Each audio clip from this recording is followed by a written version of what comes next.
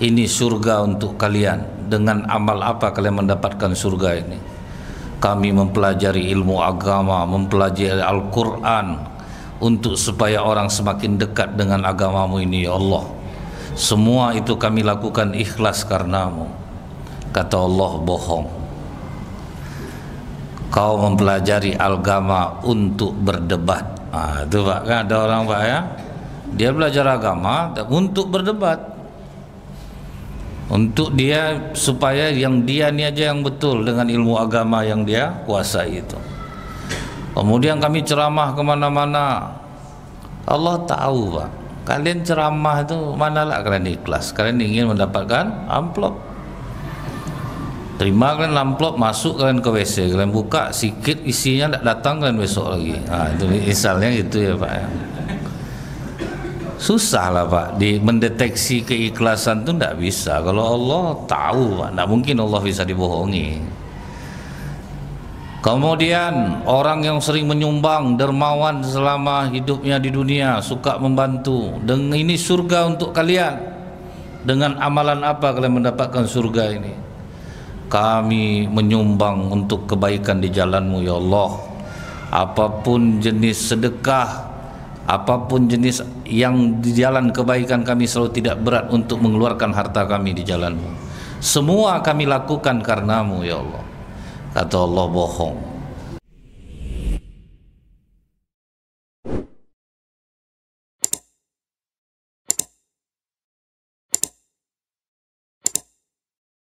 Hampir di seluruh kitab-kitab hadis Pak, pada paragraf pertama di awal buku itu pasti para ulama menuliskan hadis yang masyhur kita dengar, innamal a'malu binniyat.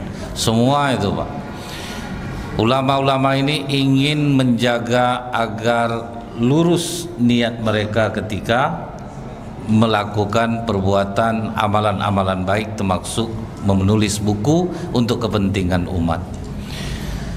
Jadi kalau kita lihat betapa pentingnya masalah niat ini Pak, karena dia akan mempengaruhi nilai sebuah ibadah yang kita lakukan. Bisa jadi orang melakukan ibadah yang sama, amal yang sama, tapi nilainya berbeda di sisi Allah. Bisa jadi ada yang melakukan itu malah tidak mendapatkan apa-apa, ada juga yang melakukan amalan itu maka dia akan mendapatkan pahala yang berlipat ganda. Dalam sebuah hadis Pak, pada peristiwa hijrah Rasulullah ke Madinah, ada seorang sahabat dilaporkan kepada Rasulullah, ya Rasulullah, orang yang satu ini dia tuh berhijrah karena ada perempuan yang ikut berhijrah bersama kita, namanya Ummu Qais. Jadi dia ikut supaya dia bisa nanti menikah dengan Ummu Qais. Maka kata Rasulullah, dia mendapatkan apa yang dia niatkan, tetapi dia tidak dapat pahala hijrah sebagaimana pahala hijrahnya para sahabat. Kan sama-sama amalan itu Pak, sama-sama amalannya hijrah, tapi satu karena ingin menikah, satu lagi karena Allah. Jadi tetap berbeda nilainya di sisi Allah. Ibu puasa supaya langsing, misalnya nih Bu ya, supaya langsing. Satu lagi puasa niat karena Allah, karena ingin mendapatkan pahala tanpa batas dari Allah. Kan sama-sama Pak puasa tuh Pak, tetapi nilainya akan berbeda di sisi Allah. Yang satu dapat langsing, yang satu dapat pahala. Kan itu berbeda tuh Pak ya. Jadi ternyata memang ya, kenapa para ulama menuliskan ini di awal-awal kitab mereka, ternyata pengaruhnya sangat besar. Sama amalan tapi beda penilaian di sisi Allah. Nah, kalau kita ingat lagi Pak, hadis yang masyhur juga kita dengar, besok di akhirat ada orang yang melakukan amalan-amalan besar selama di dunia, tapi akhirnya dia masuk ke dalam neraka. Yang pertama, orang yang mati syahid, kata Rasulullah. Diperlihatkan Allah lah surga untuk orang yang mati syahid ini. Ditanya oleh Allah, ini surga untukmu, dengan amalan apa engkau mendapatkan surga ini? Kami berjuang di jalanmu ya Allah, kami rela mengorbankan jiwa dan raga kami untuk tegaknya syiar ini, agar Islam ini berjaya, sehingga kami menemui kematian di jalanmu. Kata Allah, bohong. Kau melakukan itu agar kau dipuji orang sebagai seorang mujahid, dan kau sudah mendapatkan pujian itu di dunia. Silahkan masuk ke dalam neraka. Itu Pak. Siapa sahabat Rasulullah juga yang kena dalam masalah ini? Namanya Qotsman Pak. Qotsman ini waktu perang Uhud dia mati Pak. Semua sahabat mengatakan sungguh bahagia Qotsman ya Rasulullah, dia menemui syahidnya. Kata Rasulullah, Qotsman di neraka. Terkejut para sahabat Pak. Kata Rasulullah, dia waktu ditikam oleh musuh sebetulnya dia tidak mati Pak. Supaya dia ingin dapat pahala mati syahid, ditusukkannya pedang itu tambah dalam. Itu akhirnya matinya jadinya mati bunuh diri Pak. Jadi Allah tidak bisa dibohongi. Kalau mata manusia itu bisa dibohongi Pak. Kemudian yang kedua, dipanggillah para alim ulama, para ustadz, ditampilkan Allah lah surga untuk para alim ulama ini. Ini surga untuk kalian. Dengan amal apa kalian mendapatkan surga ini?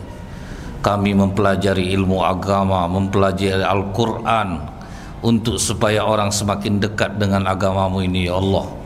Semua itu kami lakukan ikhlas karenamu. Kata Allah, bohong. Kau mempelajari agama untuk berdebat. Itu Pak, kan ada orang Pak ya, dia belajar agama untuk berdebat, untuk dia supaya yang dia ini aja yang betul dengan ilmu agama yang dia kuasai itu. Kemudian kami ceramah kemana-mana. Allah tahu Pak, kalian ceramah itu manalah kalian ikhlas, kalian ingin mendapatkan amplop. Terima kalian amplop, masuk kalian ke WC, kalian buka sikit isinya tidak datang, kalian besok lagi. Itu misalnya itu ya Pak ya. Susah lah Pak mendeteksi keikhlasan itu tidak bisa. Kalau Allah tahu Pak, tidak mungkin Allah bisa dibohongi. Kemudian orang yang sering menyumbang, dermawan selama hidupnya di dunia, suka membantu, dengan ini surga untuk kalian. Dengan amalan apa kalian mendapatkan surga ini? Kami menyumbang untuk kebaikan di jalanmu ya Allah. Apapun jenis sedekah, apapun jenis yang di jalan kebaikan, kami selalu tidak berat untuk mengeluarkan harta kami di jalanmu. Semua kami lakukan karenamu ya Allah. Kata Allah, bohong. Kalian menyumbang supaya kalian dicap orang sebagai orang yang dermawan, rajin bersedekah. Kalian sudah mendapatkan pujian itu di dunia. Silahkan kalian masuk neraka. Itu Pak. Kalau tahap awal kita menyumbang ingin dipuji orang, saya pun tidak menyalahkannya dulu. Buat aja amalan itu, kan pernah saya sampaikan. Buat aja amalan, dengan doa-doa orang, lama-lama kita nanti ikhlas. Tapi ada yang kebablasan jadinya Pak. Jadi kalau udah banyak dia menyumbang, udah jadi dermawan dia, habis orang dibuatnya Pak. Itu yang saya ceritakan dulu Bu. Ada seorang orang kaya, dia rajin nyumbang di satu masjid, dan imam masjid itu ganteng Pak. Disuruhnya lah ngajar anak perempuan yang ngaji. Bapak ini juga yang salah. Lah jelas imam itu ganteng, disuruhnya ngajar anaknya di rumahnya. Itu jatuh cinta anak donatur nih Pak. Dia tidak setuju karena dia menganggap berapalah gaji ustadz tuh, dia nganggap rendah. Akhirnya disuruhnya lah ketua masjid, berhentikan imam tuh, kalau enggak aku enggak mau nyumbang di masjid ini lagi. Ketua masjidnya hebat Pak. Kita enggak salah punya rasa cinta tuh Pak Haji. Kecuali ini orang yang salah, anak Pak Haji jatuh cinta mungkin oke lah. Ini imam masjid, dia enggak salah. Ngapa pula harus dia diberhentikan? Kalau memang Pak Haji tidak mau lagi menyumbang di sini, ya terus terang kami memang kehilangan. Tapi ya apa boleh buat, tidak mungkin kami berhentikan imam yang tidak salah ada sama kami. Ngamuk orang kaya tuh Pak, dibangunnya lah masjid tidak jauh dari masjid tuh sendiri. Saya jadi imam kena saya Bu. Itu yang pernah saya ceritakan Pak. Saya baca sabihis, imam sebelah baca wasamsi, bertukarlah ayat kami itu. Saking dekatnya masjid tuh. Habis sholat saya bilang sama pengurus, tidak usah lah kita, ini salah satu tanda hari kiamat nih, masing-masing orang berbangga dengan masjidnya masing-masing, sehingga seluruh speaker diarahkan keluar, toa kadang sampai 8 di masjid tuh Pak, di atas. Terganggu saya sholat tadi. Buatlah kesepakatan dengan masjid sebelah nih, kalau azan ini iqamah kita pakai toa di luar, mic-nya luar dalam. Kalau misalnya untuk imam dalam aja lah, karena masjid rapat di sini. Terganggu saya tadi. Lumayan Ustaz, subuh tadi tahu Ustaz enggak? Imam sebelah bilang Allahu Akbar, rukuk masjid kita. Bayangan tuh Pak. Saya sangka hanya masjid tuh yang merasakan itu Pak. Rupanya masjid Gunung Merah kena juga Pak. Masjid Nurul Hidayah kan dekat-dekat tuh. Kami kena juga tuh Ustaz. Karena dekat Pak. Coba lah di bawah Masjid Agung berapa masjid Bu? Gunung Merah hanya beda satu gang Nurul Hidayah. Beda lagi satu gang Jalan Hang Tuah Masjid Darul Amal. Sebelah Darul Amal Nurul Falah. Di atas Nurul Falah Nurul Hidayah Pak. Apa ndak Bu? Kadang khatib Jumat macam berkelahi itu Pak. Datang Masjid Agung An-Nur, laki-laki sunnah muakkad sholat di masjid. Datang Gunung Merah, bohong. Tidak pernah Allah mengajarkan hal seperti itu. Dia lain-lain judulnya Pak. Dia dengar semua keluar. Apa ndak stres orang dibuatnya Pak. Yang jadi imam pokoknya kadang bertukar Bu. Imam irama pertama beda, irama kedua, irama imam sebelah jadinya masuk Pak. Itu banyak yang ngalaminya itu Pak. Jadi dari sini terlihat kadang orang dermawan bagus dalam Islam, tetapi jangan sampai kedermawanan ini ditumpangi oleh niat-niat yang berbeda, karena Allah tidak bisa dibohongi. Maka kita disuruh meluruskan niat itulah Pak. Waktu Umar bin Khattab akan mencambuk tawanan, mau dicambuknya tawanan ini Pak, diludahi tawanan itu mukanya, tuih, langsung ditaruh Umar cambuknya Pak, pergi dia, dicucinya mukanya, duduk dia dulu. Heran sahabat, diludahnya muka Umar, langsung takut Umar. Pas ditanya oleh Ali, kenapa tidak kau cambuk dia Umar? Waktu dia meludah aku tadi emosi aku takut aku mencambuknya bukan karena Allah lagi, karena dia meludahi muka aku. Jadi aku diamkan dulu hati aku sampai aku bisa menghukumnya karena Allah, bukan karena amarah aku. Sempat kita tuh Pak aturan 7 kali cambuk jadi 70 kali, kurang ajar kau ya. Kau ludahlah muka aku berkali-kali dia tuh Pak. Umar bin Khattab aja yang temperamen Pak, dijaganya niatnya itu. Jadi baru temenung saya, rupanya ngeri pengaruh niat ini ngeri rupa pengaruhnya. Karena dia bisa berubah terus Pak, dia bisa berubah-ubah dia. Nah kemudian dikisahkan dalam hadis, tatkala Rasulullah pulang dari perang Tabuk, dia menyampaikan kepada para sahabat, ada sahabat-sahabat kita yang tinggal di Madinah, tapi dia mengiringi kita ketika mengarungi lembah, ketika kita berperang, mereka mengiringi kita.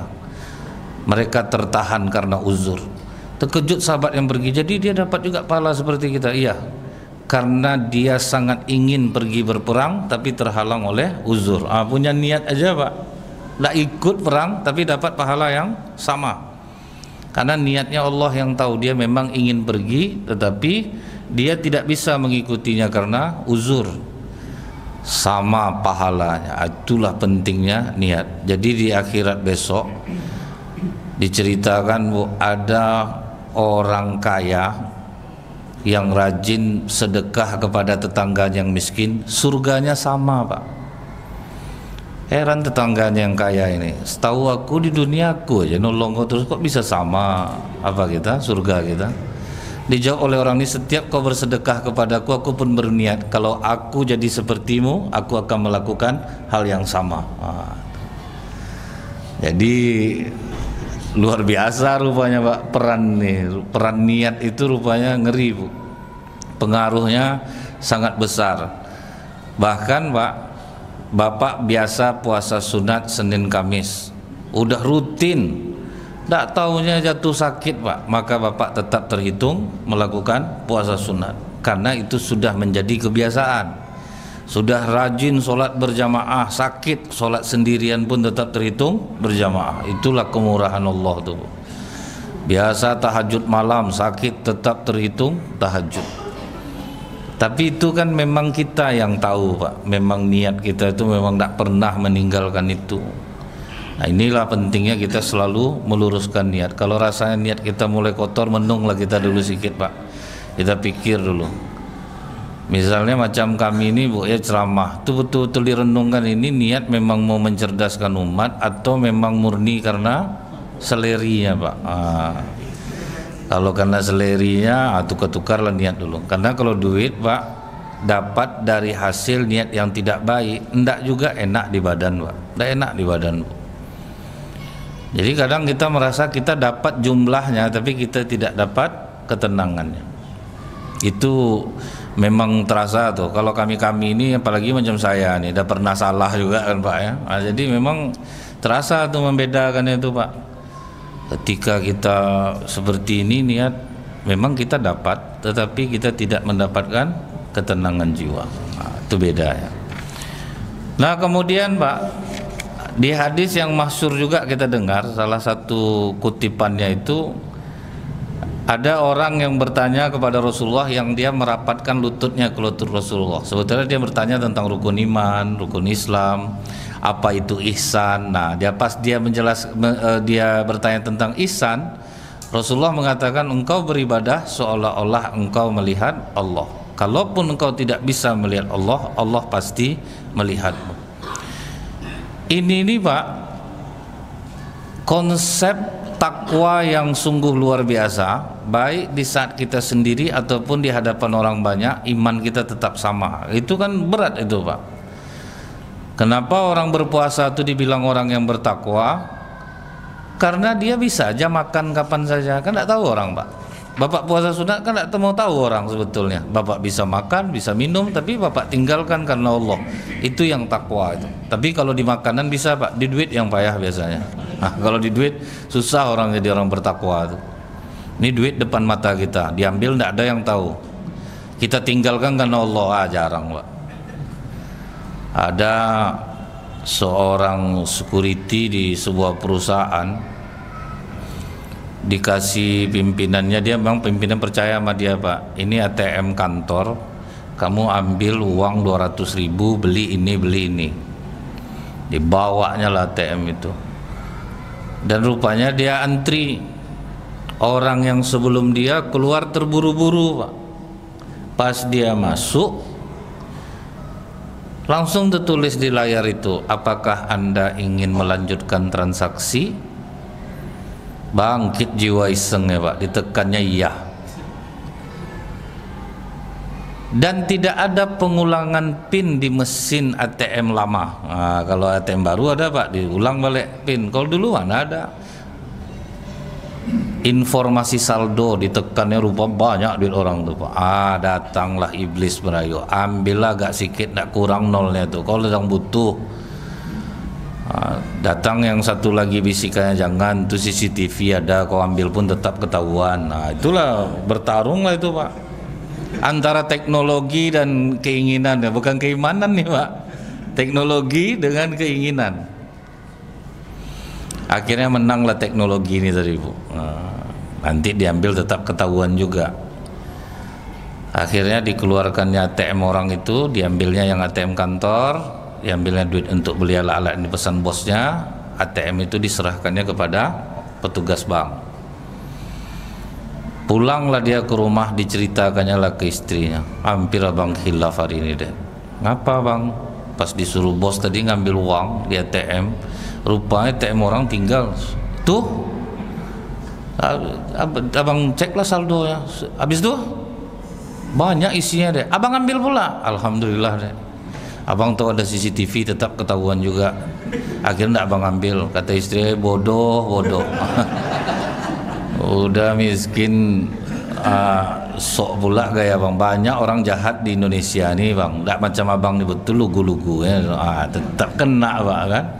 Jadi menjaga iman di saat tidak dilihat Allah tuh Pak, kadang dapatlah ujian justru dari orang-orang dekat sendiri. Nah itu yang membuat berat tuh. Kalau kita lihat di penjelasan syarah hadis arba'in yang kedua ini, itu menceritakan tentang bagaimana teguhnya iman Masyitoh, istri dari Hanzakil, orang kepercayaan Firaun. Hanzakil ini kan orang kepercayaan Firaun. Dia menyembunyikan imannya kepada Nabi Musa, tidak tahu Firaun, tetapi ketika dia membela penyihir yang melawan Nabi Musa, kan penyihir itu masuk Islam jadinya Pak, beriman kepada Nabi Musa. Akhirnya diancam bunuh oleh Firaun, mereka tetap teguh imannya. Hanzakil membela, untuk apa dihukum orang yang mengucapkan kalimat la ilaha illallah itu, biarkan aja lah. Curiga langsung Firaun, kau beriman pula nak dengan Nabi Musa, hilang rasa takutnya. Iya, aku beriman kepada Nabi Musa. Diikat dia di pohon, mulai dia ditancapkan panah itu Pak, mulai dari tumit, jadi gitu nyiksanya, mau ndak kembali, mau ndak menyembah Firaun, sampai ratusan panah di dalam tubuhnya ini. Itulah orang yang ihsan, walaupun dia tidak melihat Allah, tapi dia yakin Allah melihatnya. Begitu melihat penderitaan Hanzakil ini, Masyitoh sebagai istrinya menangis karena anak satu masih menyusu, 3 kecil-kecil. Ngadulah dia kepada Aisyah binti Mumtazim, istri Firaun.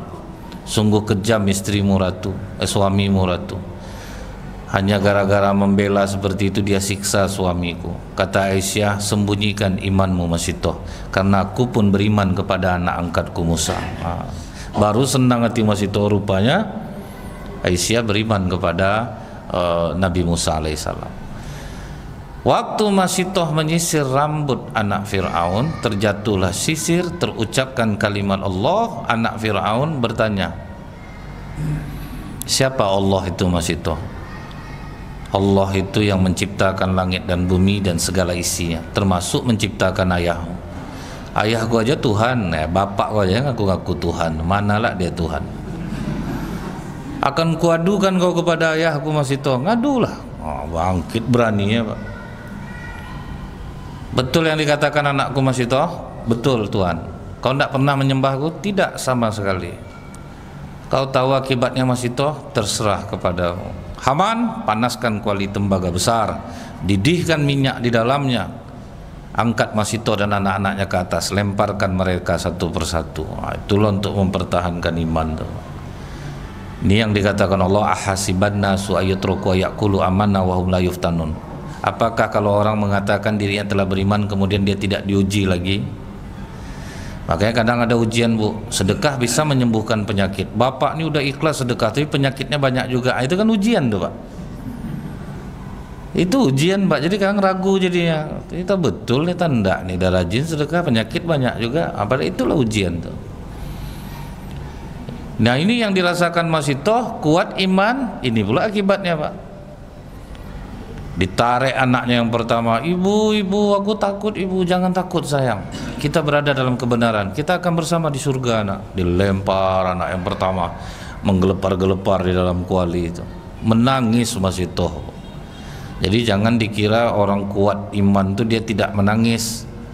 Ini kadang salahlah arti orang Pak, kita orang beribadah ngapalah kita sedih-sedih, bahayalah akibatnya Bu, kayak tidak punya hati kita. Rasulullah aja waktu anaknya meninggal kan menangis Rasulullah Pak.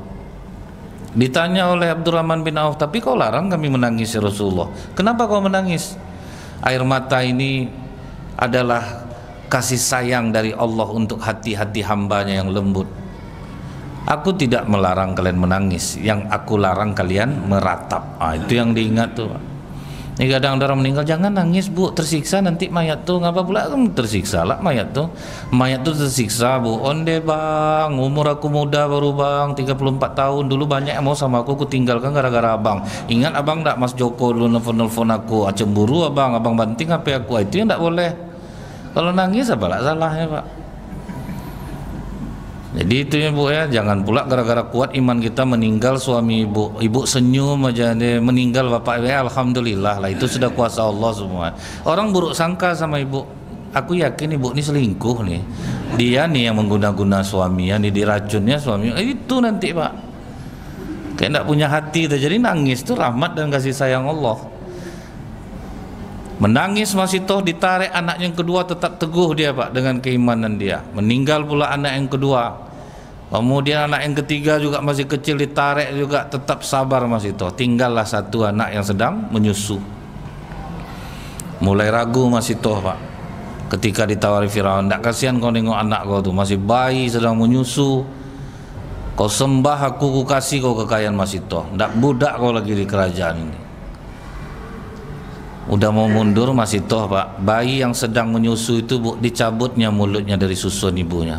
Jangan ragu ibu, kita akan bersama di surga. Wah, itu yang menguatkan dia. Ditarik dia, dilemparkan ke dalam. Nah itulah salah satu yang ketika Rasulullah mengadakan perjalanan Isra, tercium bau yang sangat harum. Ditanya oleh Rasulullah kepada malaikat Jibril, bau harum apa ini Jibril? Inilah bau kubur Masitoh dan anak-anaknya, karena dia minta dikuburkan satu lubang dengan Firaun, kepada Firaun, tolong kuburkan kami satu lubang. Jadi semua anak-anaknya, suaminya jadinya satu lubang. Itu membuktikan keluar harum. Apakah Masitoh saja yang mengalami itu? Ternyata banyak Pak. Macam mujahid-mujahid Palestina yang sudah meninggal 16 tahun, ketika digali kuburnya badannya masih tetap sama, macam sejam baru meninggal, bersih, tidak ada yang bau. Sementara tentara Israel sejam udah tidak sanggup lagi, dari masuk kulkas pun tetap bau Pak. Itu kan bukti nyata sebenarnya. Jadi Allah kadang-kadang memperlihatkan keajaiban itu kepada kita supaya kita makin kokoh iman kita itu Pak. Nah ini bukti bahwa tidak pun melihat Allah, iman tetap kuat. Nah ini yang kita harapkan Pak, supaya kita mau di depan orang ramai, mau kita sendiri, kita tetap ingat kepada Allah. Dia kan banyak orang Pak, di depan orang ramai dia bisa baik Pak. Ini yang kita sering tertipu Pak, baik minta ampun. Kadang ingat saya itu Pak ya, ada seorang pejabat ketika dia menghadapi pendemo masalah KTP di Pekanbaru nih, pokoknya akan saya perjuangkan. Dimarah-marahkannya orang kecamatan tuh, kalian besok kalian permudah orang, kalian persulit orang, awas kalian. Sudah tuh rupanya makan bersama balik Pak. Kalau kami tak gitu Pak, macam mana setoran kami bulanan nanti ke Bapak? Ya itu kan aku depan orang aja, nak mungkin pula lah, pandai-pandai lah kalian, apa kata orang nanti kalau rupanya macam-macam itu rupanya Pak. Kalau di depan orang ini bisa kita baik Pak. Bapak merubah penampilan aja kan, pakai pakaian yang bagus, pakai kopiah, pegang tasbih di tangan, udahlah tuh orang soleh lah kita kata orang tuh Pak. Ada di masjid dekat Kulim Bu ya, setiap Jumat tuh ada orang pakai jubah putih di pintu, pakai shawl, dia selalu di pintu tiap Jumat tuh. Orang asal masuk cium orang tangannya Pak, cium orang tangannya. Begitulah orang dari penampilan menilai. Pas dia sholat sunat rupa ruku 4 kali Pak, baru tahu orang gila rupanya Pak. Orang itu cium-cium tangannya Pak. Begitulah orang mudah, begitulah orang mudah kena. Orang sana tuh udah tahu Pak, dia kelakuannya itu terus setiap Jumat dia tegak di pintu. Orang sana udah tahu, ketawa aja nengok orang salam cium tangan sama dia Pak. Karena begitulah orang mudah Pak ya, menilai orang baik itu dari pakaian, dari tampilan. Yang sudah mencium tangan malu semua Bu, tunduk sepanjang Jumat tuh, tidak ada yang ngantuk satupun Pak, malu mungkin mau keluar itu macam mana lah mau keluar itu. Nah, orang sana udah tahu. Nah kemudian Pak, yang berikutnya itu hadis dari Abdullah bin Umar bin Khattab. Dia bilang, aku mendengar Rasulullah bersabda, Islam dibangun atas 5 perkara: bersaksi bahwa tiada Tuhan selain Allah, dan sampai berpuasa di Ramadan. Itu hadis Bukhari Muslim tentang rukun Islam. Dan ini konsekuensinya berat Bu, masalah kita bersyahadat ini. Kita mungkin ingat sahabat yang dikatakan Rasulullah biji mataku, yaitu Ammar bin Yasir, Pak. Ammar bin Yasir ini bapaknya Yasir, nama emaknya Sumayyah binti Kabab, kemudian Yasir, Ammar. Jadi dia bapaknya Yasir, emaknya Sumayyah, anaknya Ammar. Waktu itu kan Islam masih lemah di Mekah, Pak. Ini tiga nih, Bu, tiap hari disiksa sampai stres algojo menyiksanya, Pak. Kalau menyiksa itu kan tidak boleh mati, Pak. Harus membuat orang tersiksa. Kalau kita buka ya, Bu, ya, di Google, ada namanya hukuman penyiksaan di Cina, tapi sudah tidak boleh diberlakukan lagi. Namanya lingci, Pak. Bahkan kalau algojo menyiksanya mati, algojonya kena. Jadi memang menyiksa gitu, Pak. Hari pertama dipotong telinganya dulu, hari kedua congkel matanya, pokoknya dibikin tersiksa. Jadi terbayang nggak kita, Pak, kalau orang dibunuh langsung selesai, Pak, kan ini tidak disiksa. Sampai udah letih algojo tetap juga mereka mengatakan Allah itu satu, Allah itu satu, tidak ada berubah. Sampai dibakar mereka, Bu. Jadi dibakar tuh caranya gimana? Batu dipanaskan, diimpitkan ke punggungnya, sampailah padam kena lelehan lemak tubuh yang disiksa ini. Rasulullah lewat hanya bisa menyaksikan dan mendoakan, Pak. Sabarlah kalian keluarga Yasir. Cuman itu bisa karena memang kita lemah, kita sedikit, tidak tahan lagi akan penyiksaan itu, akhirnya kematian pun datang. Udah stres algojo tuh, pertama yang dibunuh adalah Sumayyah. Ditawarkan dia, kau mau kembali menyembah Lata, Uzza, dia tetap tidak mau. Akhirnya dimasukkan oleh Abu Jahal tombak ke dalam kemaluannya, Pak. Itulah orang yang syahid pertama kali dalam Islam, bukan laki-laki tapi perempuan. Itulah Sumayyah. Sampai tembus ke tengkuknya. Habis itu baru Yasir, terakhir baru Ammar. Ammar inilah yang selamat, Pak. Jadi sudah dicambuk-cambuk, luka-luka, tubuhnya direndam dalam air laut. Dalam keadaan tidak sadar itulah dia mengatakan Tuhanku Lata, Uzza. Bebas dia. Tapi habis itu menyesal dia, Pak. Kata Rasulullah, kau terpaksa mengucapkan itu sementara imanmu tetap kepada Allah, karena tidak sadar. Udah tidak kuat lagi, Pak, tersebutlah itu. Jadi rupanya Allah tidak menghitung yang seperti itu, Pak, karena yang dipandang Allah adalah hatinya. Cuman ini jadi standar juga, Bu, kalau belum disiksa macam Ammar janganlah ngucap nih, kadang-kadang belum apa-apa lagi kau apa ndak, ya Tuhan aku, kau Tuhan aku. Takut kita langsung, Pak. Jadi memang, Bu, ya, kalau sekarang ini dibilang orang sekepepet Ammar itu ndak ada, Pak. Orang pasti takut kehilangan duniawinya. Jadi kalau kita lihat, Bu, ya, kenapa narkoba itu tetap tumbuh, tetap kokoh, tidak tergoyahkan, itu salah satu sebabnya itu, Pak, kena ancam. Caranya pertama apa, Bu? Misalnya ditangkap oleh polisi. Ini saya mengkaji bukan polisi di Indonesia tapi di Meksiko. Karena kalau di sini nanti kena lah saya nanti, Pak. Ini di Meksiko. Nama penjahat itu El Chapo. El Chapo itu masih di penjara sekarang, Pak. Misalnya dia tangkap polisi dari borgol dia, Pak. Aku kalau nangkap kau, tinggi prestasi aku. Prestasi kau dinilai negara sampai kau pensiun. Habis itu kau ditinggalkan. Sampai ndak negara menghargai kau 10 juta dolar. Mendengar 10 juta dolar itu, Pak, dilepasnya langsung, Pak. Daripada aku pensiun, aku berapalah aku dikasih. Itulah makanya dia bisa lepas terus, Pak. Ada orang penjara, petugas penjara yang jujur, dicobain nyuap, ndak bisa disuapnya. Sayang kau ndak sama istri sama anak kau, anggota aku banyak di luar. Akhirnya itulah, Pak. Jadi memang ngeri, Bu, kena ancam-ancam itu pasti membuat orang takut, pasti membuat orang gampang. Kalau mungkin kita aja ndak apa nih, istri sama anak kena, itu tuh yang ngeri itu, Bu. Jadi memang berat mempertahankan keimanan tuh. Kemudian, Bu, ada lagi hadis Bukhari Muslim, Ada di antara kalian yang melakukan perbuatan ahli surga hingga jarak dirinya dengan surga tinggal sejengkal lagi, tetapi telah ditetapkan baginya ketentuan dia melakukan perbuatan ahli neraka, akhirnya dia masuk neraka. Ada orang yang jaraknya dengan neraka sudah sejengkal lagi, tapi sudah tetaplah ketentuan Allah hingga dia melaksanakan amalan-amalan ahli surga sehingga dia masuk ke dalam surga.